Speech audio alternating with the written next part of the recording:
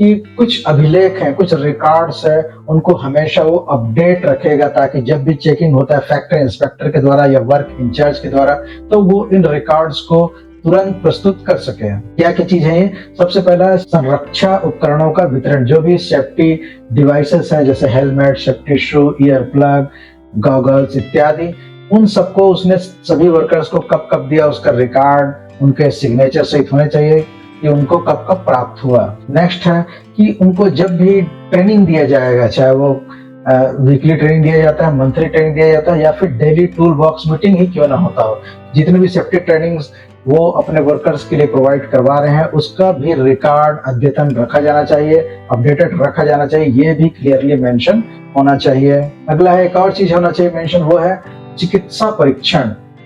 चिकित्सा परीक्षण यानी क्या है कि हेल्थ चेकअप उनके वर्कर्स का होना जरूरी होता है। अब ये किस प्रकार से होगा उसको हम देखते हैं। सबसे पहला है कि जब भी उनको हम काम में रखते हैं वर्कर्स को, तो उसके पहले उन हेल्थ का स्टेटस लेना है और अगर वो पूरी तरह फिट है तभी उनको कार्य में नियोजित करना है या कार्य में लगाना है। और उसके बाद एक बार कार्य में लग गया उसके बाद हर वर्ष उनका उसी प्रकार से चिकित्सा परीक्षण किया जाएगा ताकि वे जब तक फिट रहें तब तक वे कार्य करते रहें और जब कोई प्रॉब्लम आए तो उनका किसी भी प्रकार का पुनर्व्यवस्थापन अवश्य होना चाहिए या रिहेबिलिटेशन होना चाहिए, इसके विषय में भी उसमें स्पष्ट होना चाहिए। और ये भी जो हेल्थ चेकअप होगा वो फॉर्मेट नंबर 21 में होना चाहिए। छत्तीसगढ़ कारखाना नियम की अगर बात की जाए या एमपी कारखाना नियम की बात की जाए तो यहाँ फॉर्मेट 21 की बात की गई है, जिसमें बताया गया है कि कौन कौन से चीजों का हेल्थ चेकअप के समय चेक किया जाना है और किन की चीजों को मेजरमेंट किया जाना है और किस प्रकार से रिकॉर्ड रखा जाना है,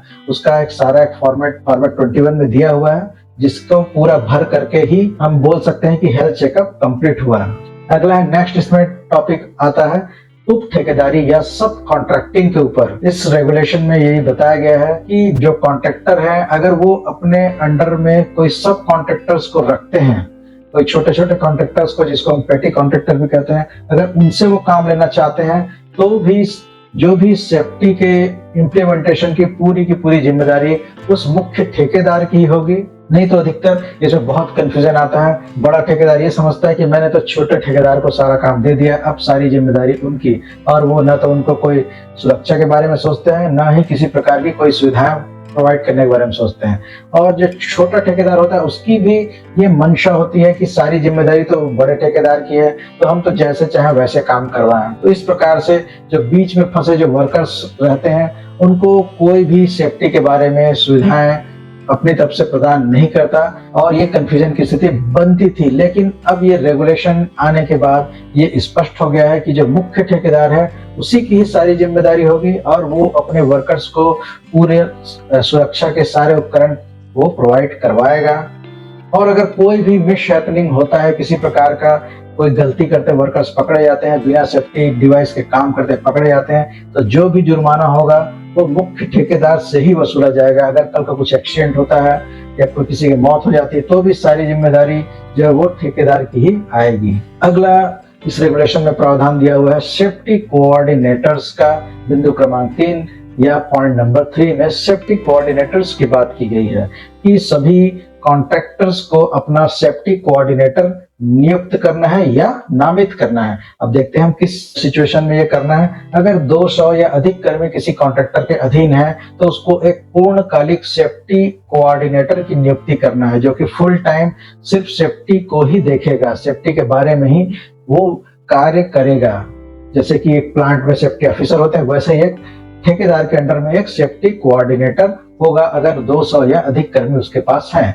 लेकिन ऐसी भी सिचुएशन हो सकती है कि छोटा ठेकेदार हो, तो 200 कर्मी नहीं है उसके पास, तब वो अपने एक अनुभवी कर्मी को यानी कि अपने कर्मियों में से ही किसी को एक सेफ्टी कोऑर्डिनेटर के रूप में नामित कर देगा, नॉमिनेट कर देगा। वो अपने काम को देखते हुए फिर साथ ही साथ सेफ्टी कोऑर्डिनेटर का काम भी करेगा। इस प्रकार से व्यवस्था उसमें बताई गई है। और ये भी कहा गया है कि जो सेफ्टी कोऑर्डिनेटर्स हैं, चाहे वो फुल टाइमर है या नॉमिनेटेड है, उनको प्लांट के जो सेफ्टी ऑफिसर है उनके साथ कांटेक्ट में कंटिन्यू रहना पड़ेगा, उसके गाइडेंस में काम करना पड़ेगा, उनकी मीटिंग्स में जाना पड़ेगा। और जो भी उसके लिए सेफ्टी ऑफिसर अगर कोई ट्रेनिंग ऑर्गेनाइज करते हैं तो उसको सही तरीके से ट्रेनिंग लेना पड़ेगा और फिर उसको साइट में इम्प्लीमेंट करना पड़ेगा। अब ये भी एक इम्पोर्टेंट चीज बताया गया है कि हर साइट में कॉन्ट्रैक्टर्स होते हैं और उस कॉन्ट्रैक्टर के वर्क साइट में यानी कार्य स्थल पर ऐसे स्थान पर जिसमें कि सभी की नजर पड़े, इस प्रकार के प्रमुख स्थानों पर उस सेफ्टी कोऑर्डिनेटर का नाम अंकित होना चाहिए कि इस साइट में इस जो ठेका कंपनी है उसका ये सेफ्टी कोऑर्डिनेटर है और इस समय से इस समय तक उसका ठेका है तो इस समय तक ये सेफ्टी कोऑर्डिनेटर होगा। जब भी ठेका चेंज होता है या सेफ्टी कोऑर्डिनेटर चेंज होता है तो वो डिस्प्ले में उसका नाम भी चेंज हो जाना चाहिए। अगला हम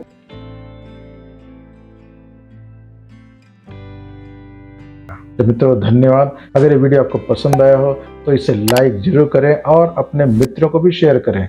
और अगर पहली बार आप इस चैनल में आए हैं या अब तक आपने इस चैनल को सब्सक्राइब नहीं किया है तो इस चैनल को सब्सक्राइब कर लें ताकि इस प्रकार के इंफॉर्मेटिव वीडियो आपको हमेशा मिलते रहें। मिलेंगे अगले वीडियो में, तब तक के लिए नमस्ते।